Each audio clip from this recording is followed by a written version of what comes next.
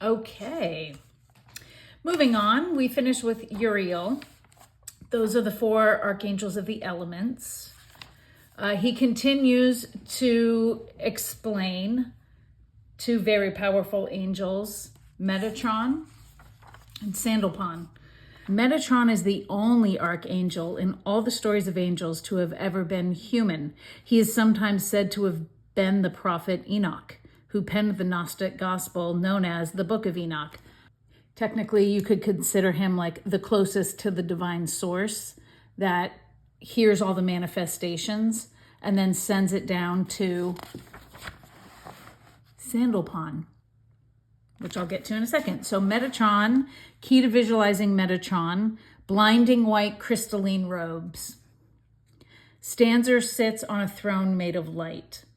And the reasons to invoke Metatron: to raise the vibrational frequency of a given area, to initiate the process of crossing the abyss, to complete the great work, which is to escape the wheel of samsara, aimless wandering. So I really don't call on Metatron that much. I'm not there yet. However, I do invoke Sandalphon as a matter of fact. So Sandalphon.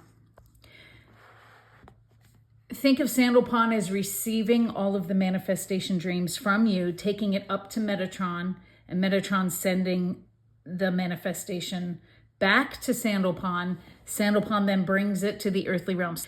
Nothing passes from heaven to earth without being noticed by Sandalphon. What I really love about Sandalphon, and this is why he is powerful in my life, I usually add him in. I just invoke him when I'm doing regular magic rituals. I usually invoke Sandalphon to strengthen my powers of manifestation with magical rituals, angels I'm already working with. Next up, after Sandalphon, is Chapter 2, Archangels of the Tree of Life. This is the Kabbalistic study from Assyria since 9th century BCE. In ceremonial magic, one way to view the Tree of Life is as a metaphor for the human nervous system that corresponds with the 3 levels of existence. So this is what it looks like. Tree of Life. Kind of reminds me of the chakras too.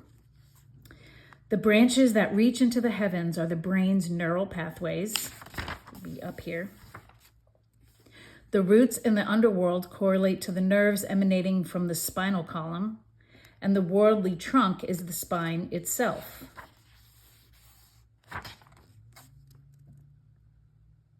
And trees, relating to spirituality, to divine, to creation, is from many other walks of life as well. So he goes into how the shape of the tree, the chakras, the neural system, how as above, so below. Our bodies are a microcosm of the universe. All that cool stuff. Something that Damien says here really caught my attention because I have had such success working with the archangels of the Tree of Life, especially Raphael of Tippereth, which I'm going to show you. But he even says working with the archangels of the Tree of Life has been some of my favorite magic for years now. When it comes to manifesting, nothing has come close to the success rate I have when invoking these energies. I've had very similar experiences. That's why this is one of my favorite books of all time. So let's go through these 8 archangels of the Tree of Life. We start with Sandalphon. So he basically, you'll notice these angels' names come up, and he says that they are different aspects of the same type of energy. Sandalphon is the same thing here. He brings forth the manifestation onto the physical realm. So same thing, he's pale brown robes to manifest anything in the material world and to bless your practical magic with such that it manifests in a way that harms none. All right, now we move. So that's Malkut, the kingdom, the bottom, physical realm. And now we go to Gabriel, Archangel of Yesod. The next sphere situated directly above the Malkuth on the Tree of Life is Yesod. The name Yesod means roughly foundation, the level of reality upon which the physical world is built. And there is Yesod. Reasons to invoke Gabriel of Yesod. So I did to bring peace and subdue aggression. This was years ago. If you've been following me, I did have a falling out with my mom, so I didn't want to fight when she came to visit the first time, and we're fine now. I wasn't sure if I was going to have another child, so I wanted to find those answers in dreams.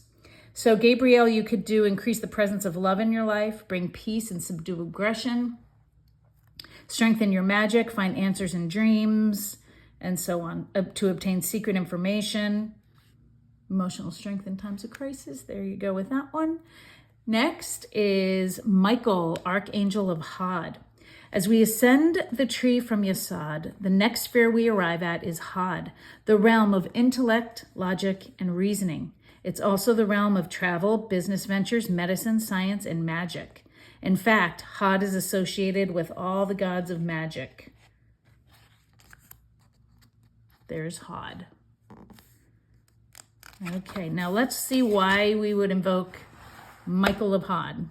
Mikael, to say it, properly.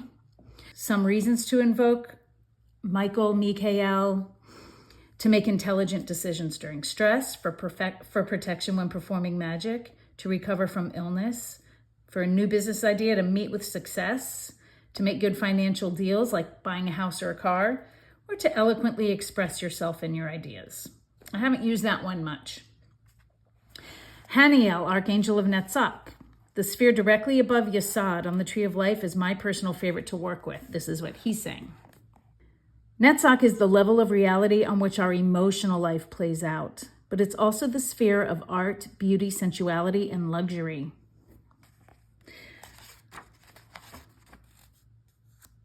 And that is Netzach. Victory.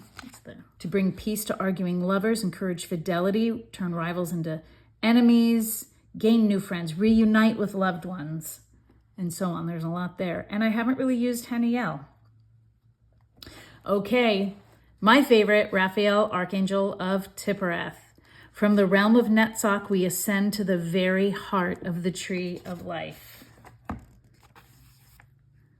Tiphereth, beauty. Tiphereth is a brilliant golden sphere that shines like the noonday sun. In fact, the planetary energy of the sun is correlated with the sphere of Tiphereth. The energies of all the other spheres on the Tree of Life pass through Tiphereth, which regulates and harmonizes them all. So this angel is the regulator and harmonizing, the harmonizer of mental, spiritual, emotional intelligence. And my son really needs this because he's about to go to college in a week. So I have been using Raphael of Tiphereth with his picture to help him regulate moods, stressful situations, and just live in harmony inside himself. So she is the great balancer. And as you can see, all energies pass through Tiphereth. So here are reasons why you would invoke Archangel Raphael of Tiphereth. See, look at this. I've got legal battles going on. I've won them all, and I always go straight to her. For all manner of healing, physical, mental, emotional, spiritual, to repair rifts, to complete projects, to attain fame, to win legal battles, for stability, to pacify aggressive situations, to improve physical stamina, for any sort of material prosperity, and to overcome sorrow.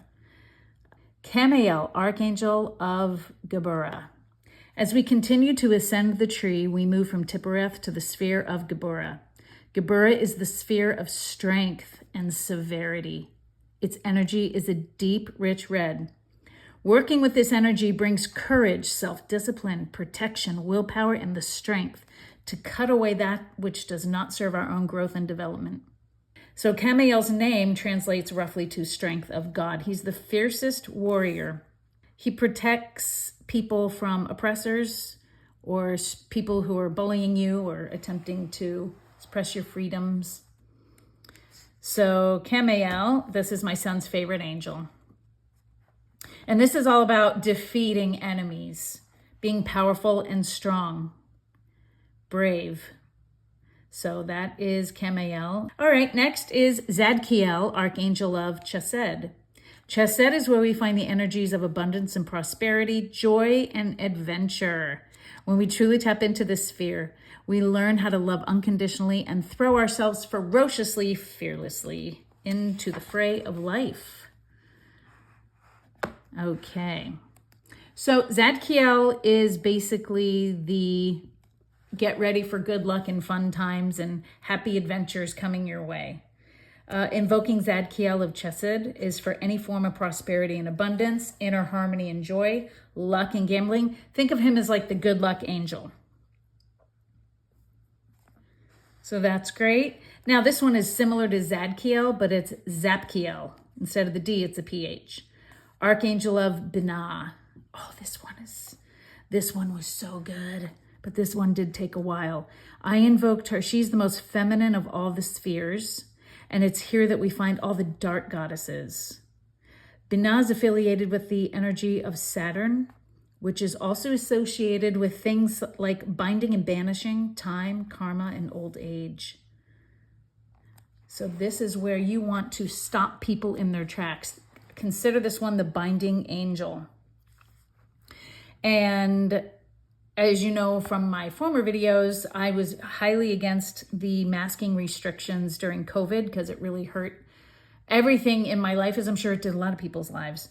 But where I lived, it was just way overboard too much, and I wanted it to stop. So I invoked Binah. Didn't see the manifestation of that until March of the next year. So about 6 months, 7 months. But that's the binding angel to stop them from doing harm.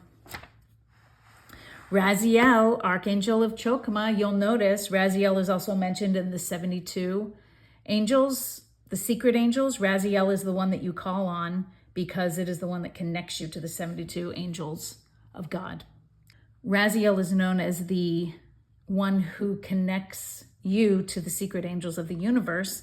And it says here, he is the archangel that presides over everything within the realm of Chokmah, the prince of hidden things.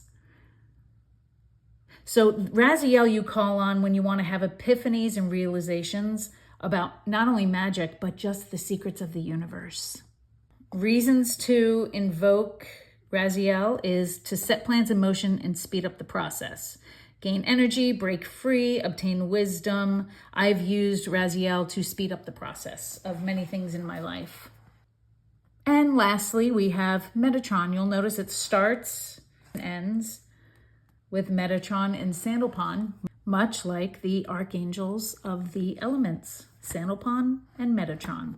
And reasons to invoke Metatron would be to break free from the wheel of samsara, the endless cycle of suffering and rebirth, to complete the great work, to align your individual will with the universal will. All right.